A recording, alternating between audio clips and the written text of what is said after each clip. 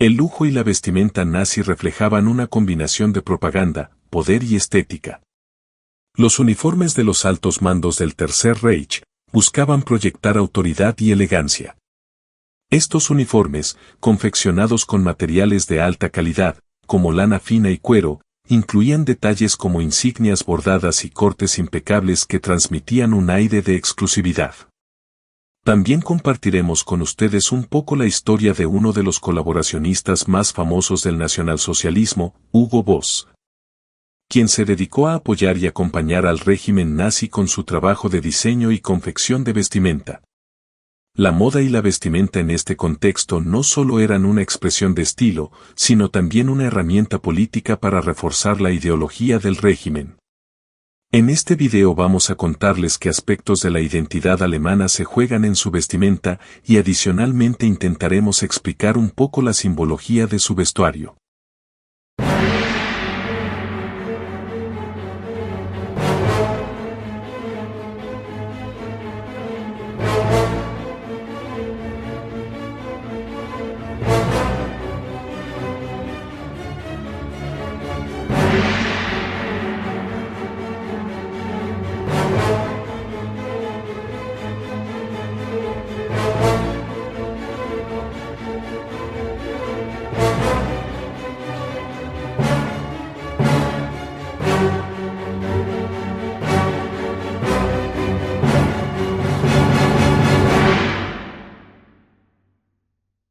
Para entender plenamente este sentido de fuerte identificación que perseguía el Tercer Reich, hay que remontarse a principios del siglo XX.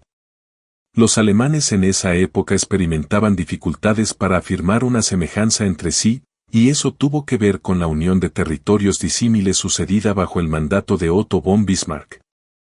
Esta agrupación de estados distintos, aunque compatibles, dejó como resultado un gran territorio en el cual había gente y costumbres muy similares entre sí, pero no verdaderamente una nación. Esto se reflejaba en los uniformes de los soldados que eran todos distintos entre sí, cuando uno de sus aspectos más importantes es justamente generar un sentido de pertenencia entre quienes los usan. Para cuando la Primera Guerra Mundial llegó, si bien los soldados de esta Alemania en formación utilizaban todos la misma vestimenta y color, no existía en aquel atuendo una identidad. El Partido Nacional Socialista nace, entre otros motivos, con el fin de reivindicar y hacer sentir orgulloso al pueblo alemán, después de haber sido vencido y humillado por los vencedores de la Primera Guerra Mundial.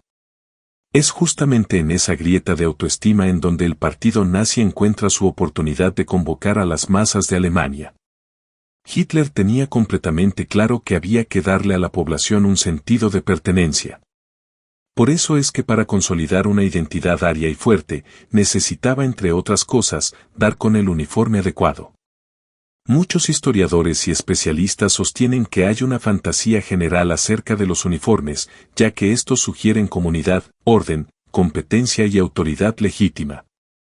En otras palabras más contundentes, el uniforme hace al nazi, transformándolo en un ser para la muerte y la destrucción. Adolf Hitler da comienzo a esta reforma estética con su tropa y milicia personal, la SS.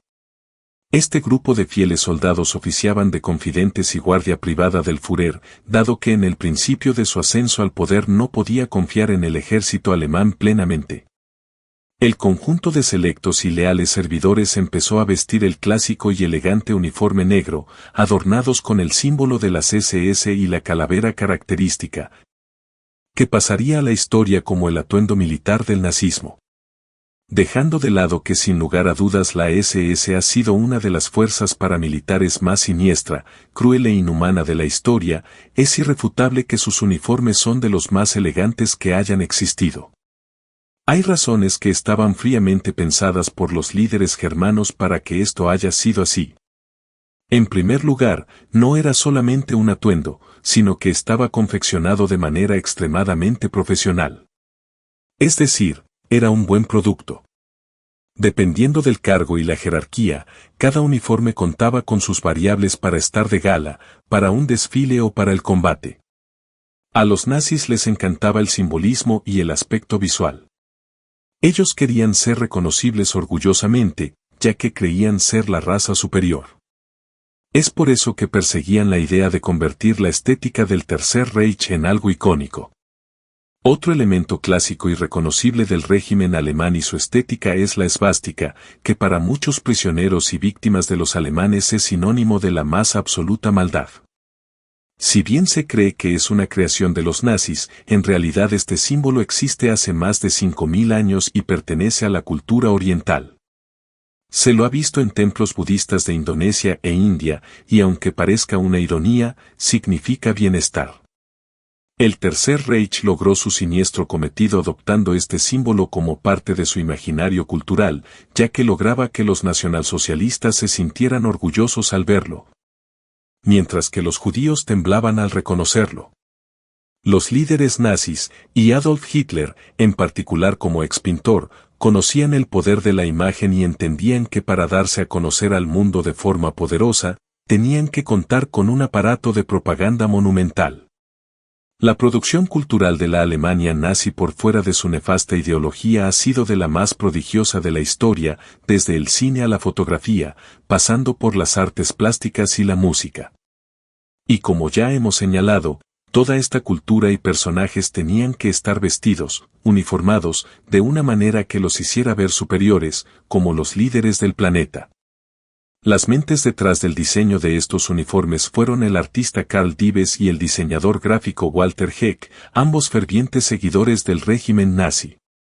Entonces, ¿por qué se acusa al mismísimo Hugo Boss de ser el diseñador original y aún más, de ser el sastre personal de Adolf Hitler? Sin embargo, la historia comienza. Unos años después, un joven Adolf Hitler había tomado las riendas del partido nazi y su discurso comenzaba a convencer a muchos alemanes. Y al parecer, uno a los que persuadió fue Hugo Boss. Boss decidió alistarse en el partido nazi. Su número de afiliado fue el 508.889. Allí el sastre se dio cuenta de que el negocio era vestir a las tropas hitlerianas. En 1933, Hugo Boss ya había decidido que su futuro sería proporcionar la indumentaria a las Waffen-SS, un cuerpo de élite creado por Hitler para su protección, las SA, una organización paramilitar del Partido Nacional Socialista, y a las juventudes hitlerianas en su totalidad.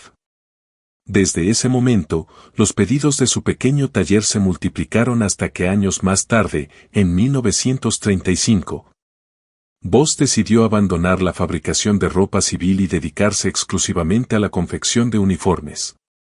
En ese momento, contando a todas las ramas del nazismo, el taller producía alrededor de 3,5 millones de estos atuendos.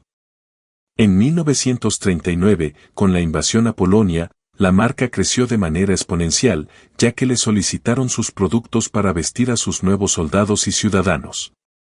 Boss era en ese momento un empresario de los más ricos localmente, cuyo producto era conocido en toda Alemania.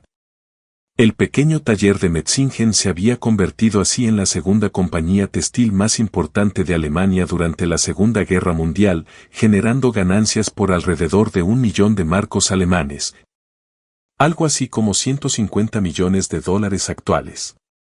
Otro problema que se le planteó a Boss fue la falta de trabajadores, ya que muchos de sus empleados habían sido convocados al frente de batalla. Sin embargo, acudieron en su ayuda nada más y nada menos que las tropas de Hitler. Le proveyeron alrededor de 200 prisioneros de sus campos de concentración, en su mayoría judíos, para que los utilizara como mano de obra esclava, herramienta que el empresario textil no dudó un instante en aprovechar. Con el fin de la guerra, las cosas cambiarían radicalmente para Hugo Boss, que pasaría de ser un empresario reconocido a ser acusado de colaboracionista del Tercer Reich. El empresario fue declarado beneficiario del régimen nazi y la empresa fue calificada de importante en el entramado económico de la dictadura de Hitler. Estas dos acusaciones hicieron que Boss perdiera el derecho al voto y que fuera multado con 100.000 marcos, alrededor de $213.000 actuales. Si bien es cierto que la empresa participó del crecimiento de la Alemania nazi, no se la encontró responsable de crímenes de lesa humanidad.